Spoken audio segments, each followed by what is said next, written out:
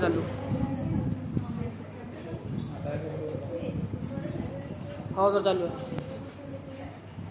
Parallel lines, parallel lines क्या होता है? जैसे देखो ये दो लाइन देखो, ये एक दूसरे को इंटरसेक्ट कर रही है। क्या कर रही है? इंटरसेक्ट। इसको यम और इसको N, lines M and N क्या कर रही है? Intersect each other at point P. At point P point में क्या कर रही है? इंटरसेक्ट, एक दूसरे को काट के जा रही है। ठीक है भाई, लेकिन अब ये दो लाइन देखो, अब ये दो लाइन आप कितनी भी आगे बढ़ाओगे तो भी एक दूसरे को इंटरसेक्ट नहीं करेंगे। ये लाइन देखो, ये लाइन देखो, बताओ ये इंटरसेक्टिंग होगी या नहीं? होगी। फिलहाल दिख नहीं रही, लेकिन लाइन क्या होती है? अनलिमिटेड लेंथ रहती है लाइन। ये इधर बढ़ते जाएंगे और ये इधर आगे कहीं ना कहीं वो इंटरसेक्ट करिए, ऐसे आते जाएंगे और ये और इंटरसेक्ट एक ही जगह पे होगी, है ना? ऐसा ये वाला पॉइंट दोनों लाइन पर आ जाता है। बताओ पॉइंट पी दोनों लाइन पर है ना? जैसे ये पॉइंट पी देखो, लाइन एम पर भी आता है और लाइन वो इंटरसेक्टिंग पॉइंट। अब बताओ ये दो पैरेलल लाइन, पैरेलल लाइन में होता क्या कि दो पैरेलल लाइन के बीच का डिस्टेंस हमेशा सेम रहता है। यहाँ पे डिस्टेंस कम ज्यादा होता है। कैसे? देखिए ये लाइन देखो, इनमें डिस्टेंस कितना है? अब इन लाइन में देखो, ये है इन दो लाइन के बीच का डिस्टेंस, यहाँ पे ज्यादा है, फिर दो लाइन के बीच का डिस्टेंस कम हो गया, फिर और कम हो गया। जैसे अगर 10 सेंटीमीटर का डिस्टेंस होगा दो लाइन के बीच में, ये 7 हो गया, ये तो 3 सेंटीमीटर है, यहाँ पे कितना हो गया? 1। अब कितना हो जाएगा? फिर यहाँ पे डिस्टेंस कम होते होते कितना हो जाएगा? 0। दोनों लाइन के बीच का डिस्टेंस ही 0 हो गया, और बाद में फिर और बढ़ना शुरू हो जाता है। डिस्टेंस सेम रहता है, लेकिन पैरेलल लाइन में क्या होता है? पैरेलल लाइन में दोनों लाइन के बीच का जो डिस्टेंस है वो कैसा रहता है? सेम रहता है। ठीक है ना? तो क्या बोलेंगे इसको? Parallel lines. इफ डिस्टेंस, अगर डिस्टेंस की बात करें between two lines is same everywhere, यानी distance between two lines is same हर जगह वो डिस्टेंस सेम ही है, then these two lines are called, बोलो एक बार, अब स्टार्टिंग से बोलो। if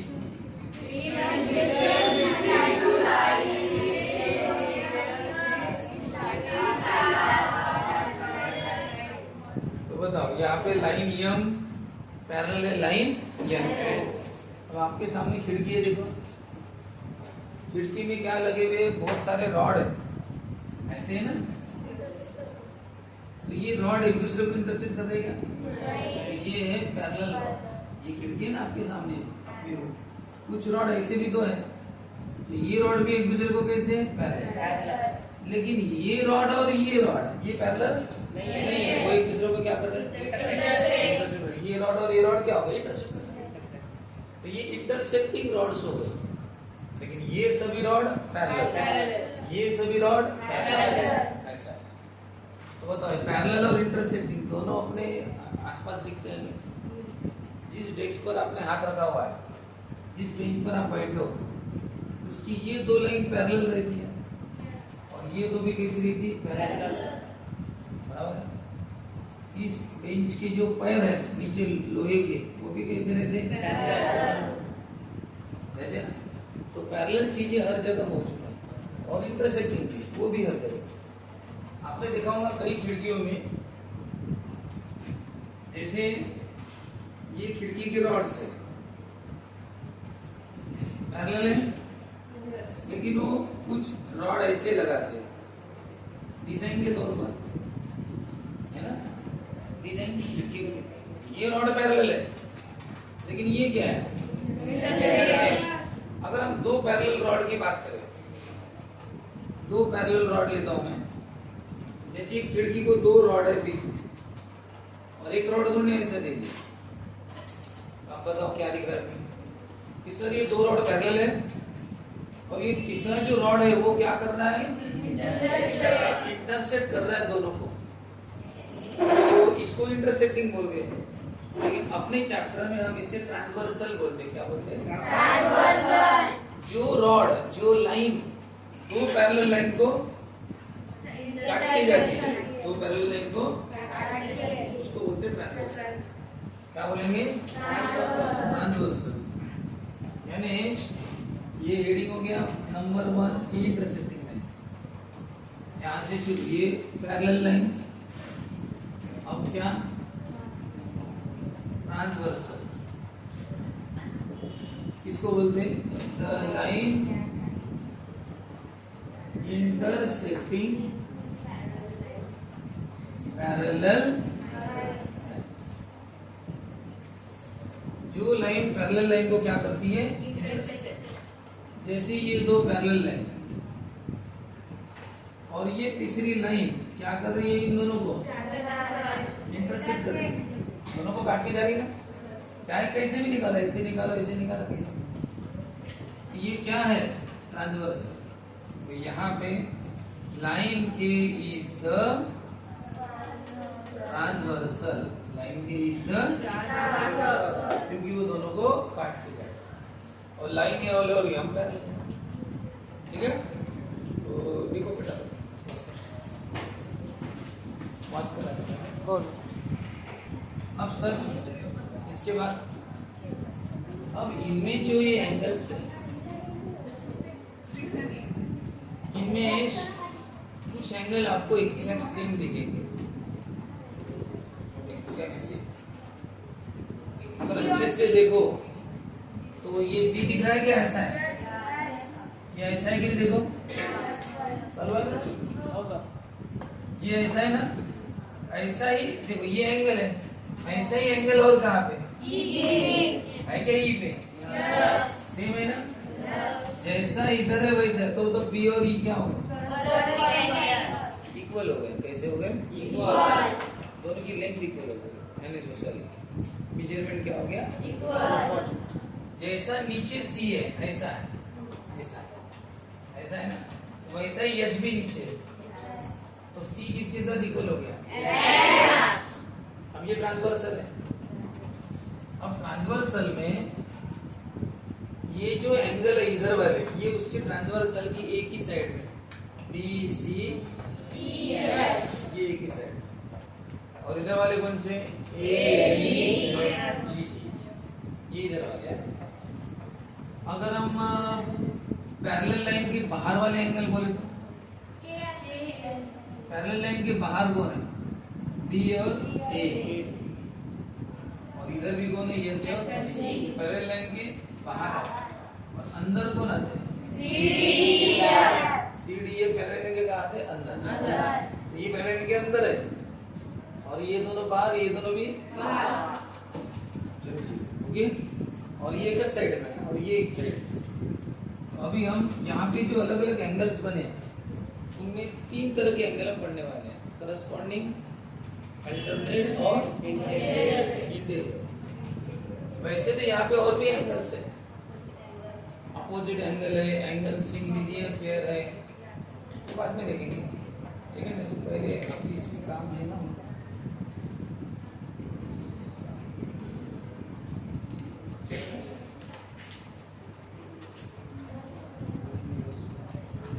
मैं आपको पहले अपोजिट एंगल पढ़ा दूंगा। देखो हेडिंग वर्टिकली अपोजिट एंगल। क्या होता है जब दो एंगल एक दूसरे को क्या करते हैं? दो लाइन इंटरसेक्ट। ये आपको बताएगा, कभी आपने ऐसा देखा है कि ऐसा सिंबल कहीं भी देखा है?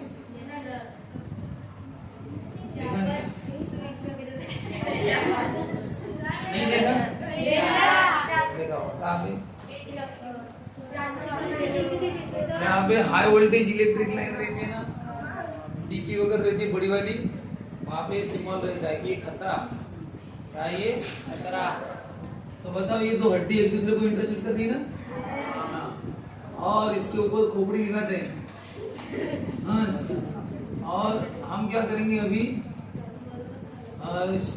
सेम खोपड़ी नीचे और बनाएंगे।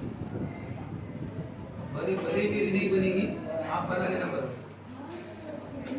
हाँ, अब बताओ ये दो लाइन क्या कर रही है, समझो दो लाइन है, क्या कर रही है, और जो फिर ऊपर एंगल बना और नीचे भी बना, तो वो दो इक्वल रहते। कैसे रहते? और इधर का इसके साथ अपोजिट, एक दूसरे के अपोजिट। तो जब भी दो लाइन क्या करेंगी, इंटरसेक्ट, हड्डी की जगह लाइन ले, तो ये ऊपर एक खोपड़ी और एक, ये दोनों कैसे रहेंगे, इक्वल, ए और बी इक्वल। और इधर वाला पता है, इधर मैं नाम लेता हूँ सी और इधर लेता हूँ डी, तो ये सी और डी इक्वल, तो एंगल ए इक्वल होता है एंगल बी से, और एंगल सी एक दूसरे के अपोजिट चाहिए।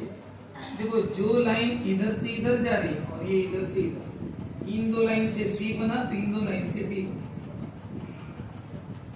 रीजन दोनों का एक है, क्या रीजन लिखना पता है? वर्टिकली इक्वल का मतलब ये होता है कि अगर ये एंगल अगर 70 डिग्री का है तो बी भी 70 का होगा, अगर सी एंगल 90 का होगा तो डी भी कितने का होगा, 90। ये उनका इक्वल होता है। अब ये जो जितना उतना बी रहेगा, जितने भी डिग्री का होगा लेकिन सेम रहेगा। ऐसे रीजन लिखना पड़ता है, वर्टिकली अपोजिट एंगल। पर उनको पहचानना कैसे, देखो जैसे ये है और मैं यहाँ पे बहुत सारे निकालता हूँ सपोज। अब मुझे बताओ, मुझे एग्जैक्ट इसका अपोजिट ढूंढना है, A B C D E F, मुझे ए का अपोजिट एंगल बताओ, कौन सा? डी,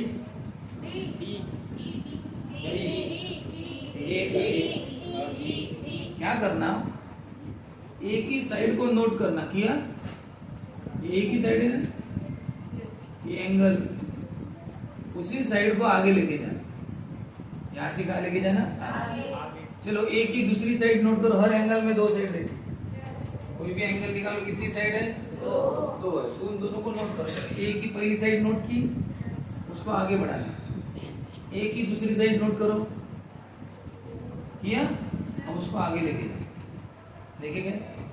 अब आप बताओ इन दो साइड से कौन सा बना, एक, लेकिन वही दो साइड आगे निकल चुकी है, तो फिर देखो उनसे कौन सा बना, ये एक दूसरे के वर्टिकली, यही साइड आगे बढ़ गई, वही साइड आगे बढ़ गई, तो जो उधर ए बना उन्हीं दो साइड से नीचे क्या बना, डी बना, वही दो साइड है बस आगे बढ़ गई है वो, तो उन्हीं से बना डी। इनको बोलते हैं vertically, vertically opposite angle, vertically, और ये इक्वल रहते हैं। अगर ये होगा 85 डिग्री का तो डी भी होगा 85 डिग्री का, ऐसा है।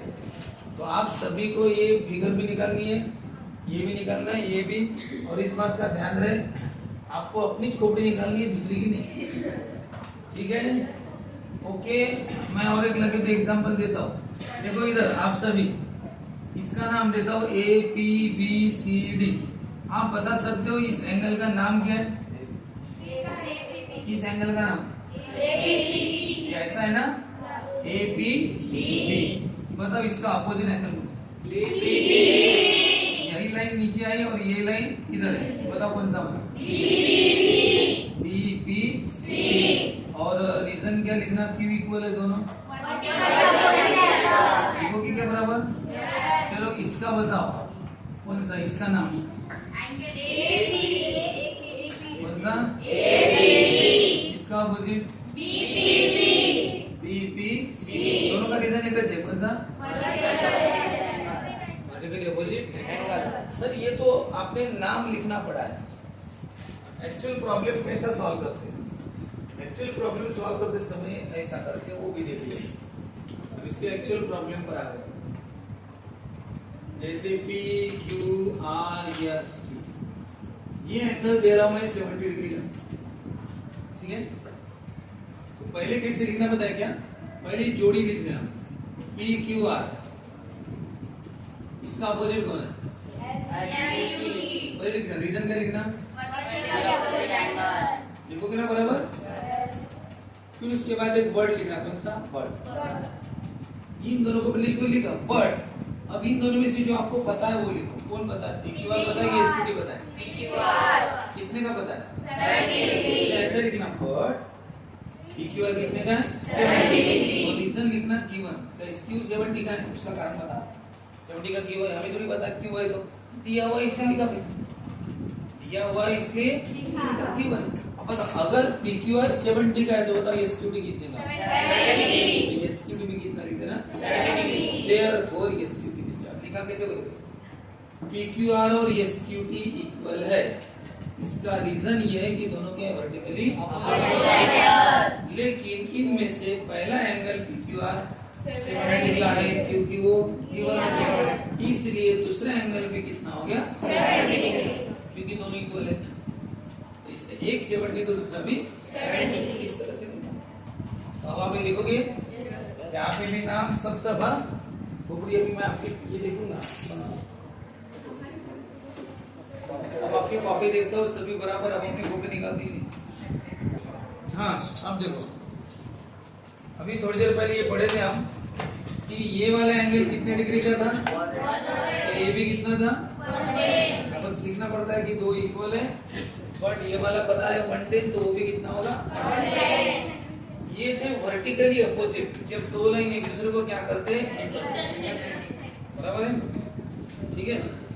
तो अब कौन सा पढ़ रहे हैं? Linear pair. लीनियर के नाम में सब कुछ है, क्या है? लाइन। एक लाइन पर जितने भी एंगल्स बनेंगे, जैसे ये लाइन, एक ही लाइन पर लेकिन एक ही पॉइंट से, देखो एक ही लाइन पर लेकिन जैसे एक ही पॉइंट से आप जितने भी एंगल बनाओगे तो वो सब कितने एंगल बने? 1 2 3 4, तीन को बोलते हैं लीनियर पेयर एंगल पूरे। और इनकी क्वालिटी, एक इनमें प्रॉपर्टी रहती है, कौन सी? एक बात बताओ, जैसे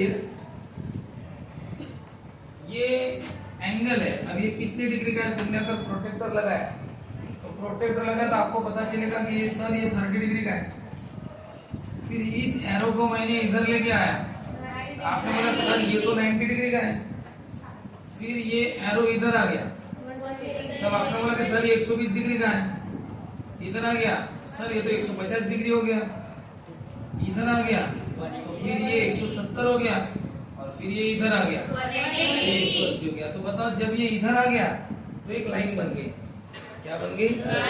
पहले वो लाइन नहीं थी, पहले एंगल था। क्या था? एंगल था, चाहे कितने भी डिग्री का हो, 100 डिग्री का, 150, 170 डिग्री का हो, लेकिन एंगल था। 170 175 क्यों नहीं, लेकिन एंगल अच्छे। लेकिन जब वो इधर आ गया ऐसा तो स्ट्रेट लाइन बन गई। तो कितने डिग्री की होगी? 180। तो लाइन रहती है 180 डिग्री की। कितने डिग्री की रहती है? 180। इसलिए अब एक बात बता, हमें पता है कि डिग्री में 180 है, यानी ये वाला पूरा पोर्शन कितने डिग्री का है? 180। अब इसमें तुम जितने भी इसके पार्ट करोगे, जितने भी क्या करोगे पार्ट मिला के, तो 180 होगा ना। जैसे तुमने ये पार्ट किया 40 डिग्री का, ये पार्ट किया 100 डिग्री का, ये किया सपोज 50 डिग्री का, और ये 30 डिग्री का, नहीं ये सपोज 30 का किया और ये 10 डिग्री का। और अब बता, पूरा मिला के तो 180 होगा ना, क्योंकि तुमने 180 के हिस्से किए, 180 तो है, उसके तुमने टुकड़े टुकड़े किए, मिलाओगे तो 180 बनेगा, ठीक है ना। जैसे ये यहाँ से यहाँ तक लेंथ हमें पता है 20 फुट है। कितनी फुट है? 20 फुट। अगर मैं ये पहला लू, एक यहाँ पे इतना पार्ट करूँ, फिर दूसरा पार्ट उतना, तीसरा पार्ट इतना, छोटे बड़े, ये पार्ट गिन के देखा तो सपोज 5 फीट निकला, वो निकला सपोज 12 फीट, तो कितना हो गया? 17, और बचा हुआ कितना निकला? 3, तो बराबर कितना हो गया? 20। तो हमेशा 20 होगा। तुम उसके कितने भी पार्ट करो, 3 पार्ट करो, 2 पार्ट करो, 10 पार्ट करो, छोटे छोटे 10 पार्ट करो, तो भी टोटल करोगे तो कितना होगा? 20 फीट होगा, क्योंकि तुम्हें 20 फीट के टुकड़े किए ना, तो सबको मिलाओगे तो कितना होगा? चाहे कितने भी टुकड़े करो, ऐसा है ना। तो वही बात है कि ये लाइनच अगर 180 डिग्री की है, तो यहाँ पे तुम कितने भी एंगल बनाओ, छोटे बड़े, सबके टोटल करोगे तो कितना आएगा?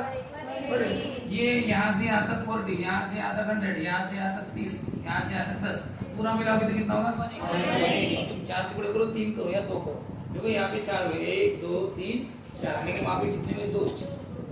कितने हो गए सिर्फ दो, ये और एक, दो ही किए। अब दो करो या चार करो, जैसे ये वाला, ठीक है, ए बी सी। तो बताओ ये सभी एक ही जगह से निकले ना, तो angle A, angle B, angle C और एंगल डी सबकी टोटल कितनी होगी?